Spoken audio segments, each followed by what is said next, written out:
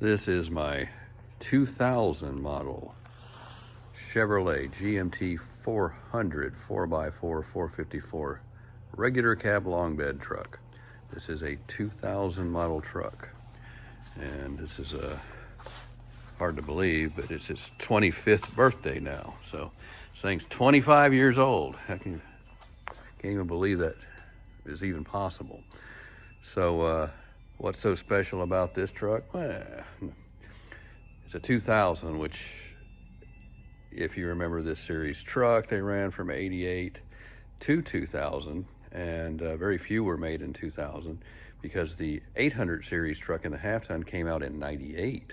So these are basically leftover trucks. It's a leftover parts truck built here in Dallas in the Arlington plant.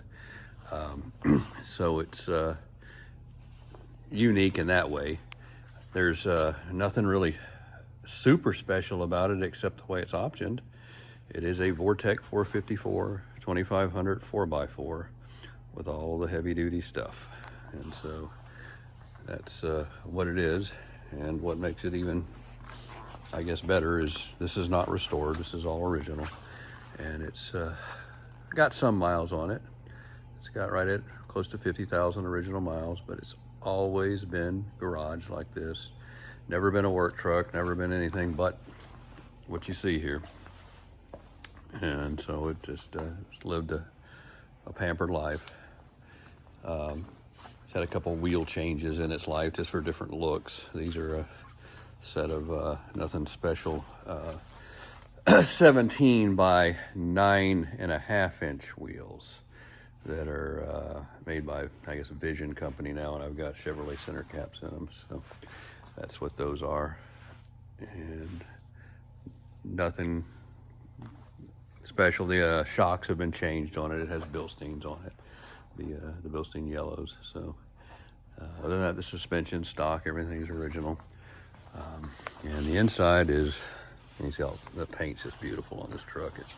It's just really perfect. I mean, it's never had any paint work or anything like that on it. Even the tailgate is just dentless, dingless. This is just a magnet I put on on my trucks. Got a felt pad on the back of it. The exhaust, that tailpipe is actually, I got it, it's got a big block Flowmaster, so that is not stock. So that's the big block dual 3 into 3.5, and that's a LBZ, LOI LBZ Duramax takeoff pipe we got from another truck when it was pretty much damn new, and put it on there with a tip. So it has, the tailpipe is off of an 800 series truck, just to have a bigger one. So that's not stock, but it's really the best setup for this Vortec motor. And if you're not familiar with Vortec motors, it's, you know, they ran from 96 to 2000, or actually 2001, I think, in the 3500 HDs, which were the ones that had the big bodies. They're usually on tow trucks and things like that. Not a cab truck. It was usually a cab and chassis truck. Just a cab and chassis, not a bedded truck. So that was carried over. And so the Vortec motor is not anything super horsepower wise, but it's very, very good. There's the inside, which of course we have the good options. Crank windows and rubber floors. Got cruise, air condition, AM, FM, and even a cover. And so the truck is real nice here. Just no spots, no nothing. Just see the seat belt. It's just been well kept. Those are the actual miles right now. So just rolled 50,000 for being 25 years old. And the headliner's perfect. And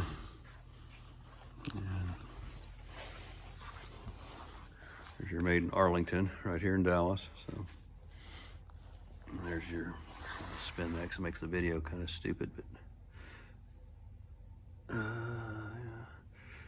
So it's a 2500 8600, and this is a 373 rear gear truck, which is good. I've had a lot of 410 Vortec motors, and they're fine in the heavier bodies, but in this lighter body, this thing actually moves really good. And so, you know, I've got the other truck with like the 6.0 with some things done, and I've got a tuned LBZ truck, which is the same regular cab long bed. Definitely has more torque than this, but with the bandwidth of this motor, this is the thing about the Vortec motor, is usually 454s don't have a lot of RPM to them. I'll turn that off. So if you look at a Vortec truck with a throttle body, I think it's got like a 4700 red line on it. These will run all the way to 6,000, and they start huffing around 52, but they'll keep going. These are hydraulic roller cam motors. This is a Mark 6 motor, so there's a lot of improvements on these engines. And that's the Vortec engine, which carried over to the 8.1, which you know, is the bigger, the 496 tall deck motor. Is it a better engine than this? Some people say no.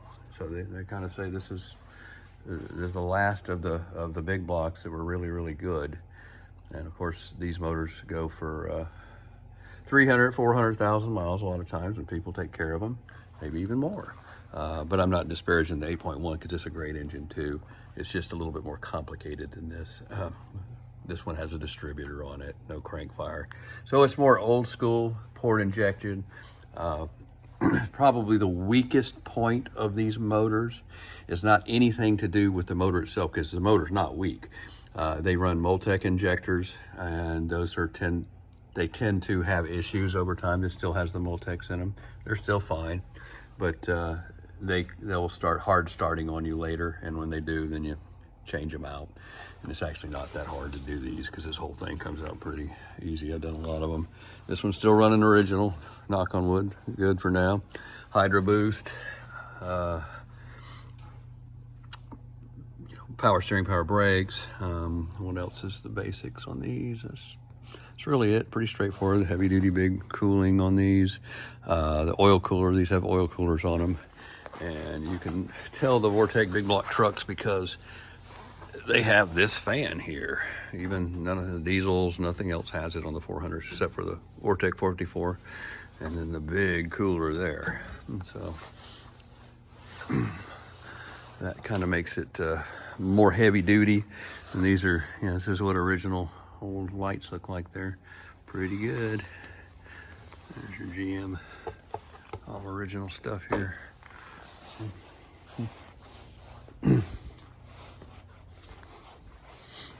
It's been kept out of the sun, been kept out of everything. You can see down the body line. Now, this is YouTube. This is not an advertisement. Truck's not. Oh, this is a different segment. Phone died. So anyway, I was saying this is a YouTube video. I do this just for showing the truck off. It's not for sale. There's no price on it. It's just for looking at old things. And this truck just hit 25 years old, so I thought I'd give it some love on the video. Here's what the bed looks like. And it's had this thing in here, I think, pretty much most all of its life. Pretty much just what to expect underneath it, like the rest of it. Now let's look underneath it. Let's see what we can see here. Don't have my creeper, I'm just gonna lay on the ground. But here's what it looks like under here. That spare tire actually doesn't belong in this truck. Went from another one. I need to get the other one back. So that's another non-original part. But that's what it looks like under here. Nothing's been painted. Nothing's rusted. You can still see the ink mark up there on the diff. And it's all been just beautifully maintained. It's the Bilsteins. That's what one of those big block Flowmasters look like. So these, these are big dual exhausts on these Vortec 454s, and two big catalytic converters pre the muffler there. And those cats are fairly okay. They don't, I'm a big fan of emission control stuff, but by the time they made this engine, they figured it out and got the sizes right. They're really, really big. And there's the drive shaft. You see the white label on the back of the spring cross member there, the torsion bar cross member. Frame. It's just as good as you can expect. Like I said, I haven't cleaned it up much lately, but that's what it looks like. Nothing's been painted. The back of the backing on those is probably like it looked out on the stack of differentials on the Arlington plant when they came in. I've seen those things going into Impalas and Roadmasters and Fleetwoods in the 90s, rusted when they came off the train, before they even went in the car. Rusted, I mean, just surface rust. Nothing rusted like, driven to the salt rust, but they didn't paint these. Some of them were. It depends on the market. That's how I learned on the GMT 400 truck. If they were built in the northern plants like Flint, a lot of the the frames were painted or coated a different way. And the ones in the south were, for the southern market, just had that, I guess, that wax kind of coating they do on these frames, and then everything else is just bare.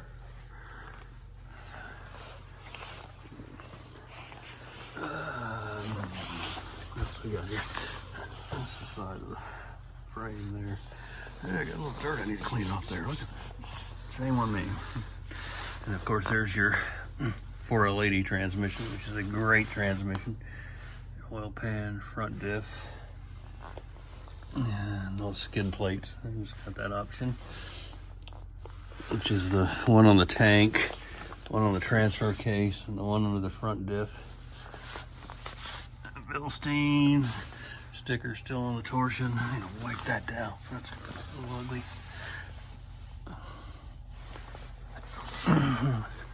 Yeah, nothing was detailed up under this to show it. That's just kind of naturally the way it is.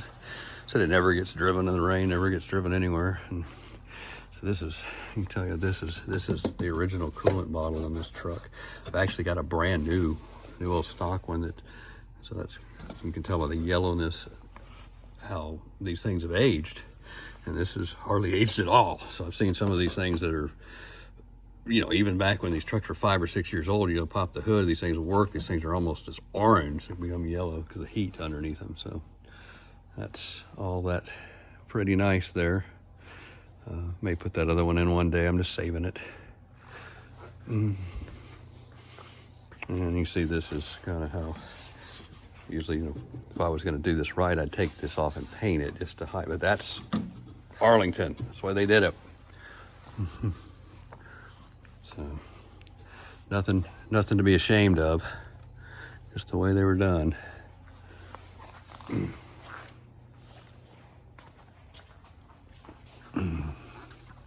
So that's it. Also, I think I showed the inside.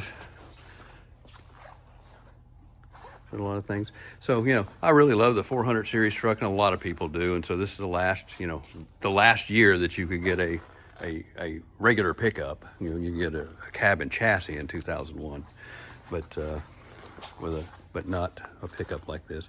So it makes it rare. And you tell people this is a 2000. It's a 98, 97, 96, 95. No, it's actually a 2000. So it's newer than you think. But it's still old, 25 years old now. And there's one of my other trucks there.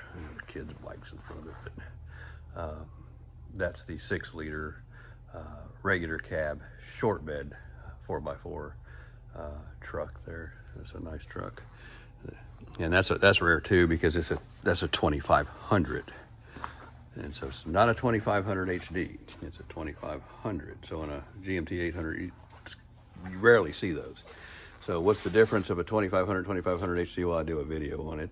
It's basically just spring rates and the body height on the frame.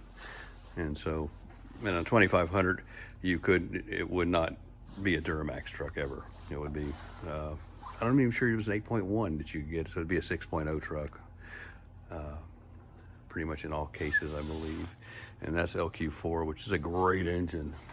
And then my other one is the LBZ Duramax 2500 HD, which you've seen my videos, you've seen that, which is the cool of cool. But this one's here. I think this one's just as cool.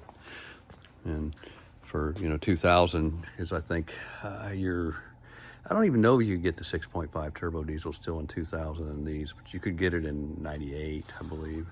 And of course, everybody knows that motor and knows the goods and bad points of it, and knows that this motor here will just wallop it every way possible. And that includes towing. Not to mention in a race, that's not even a competition at that point.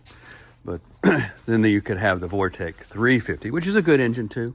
And those run that, the spider injector, so those are trouble for that. But the Vortec 350 is also a great engine, and in a regular cab short bed type truck, they're rockets.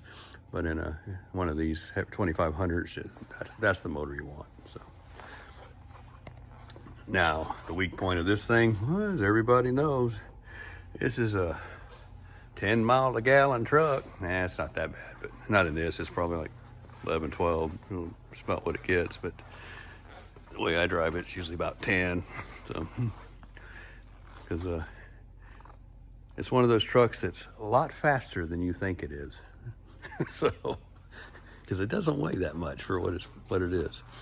But anyway, so I'm probably getting boring, long-winded. It's late here. I'm getting ready to go home, so I'll put this video online and it'll just be out there again.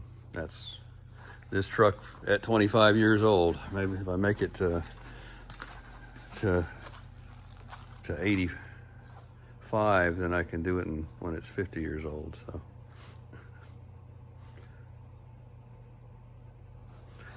thanks for watching.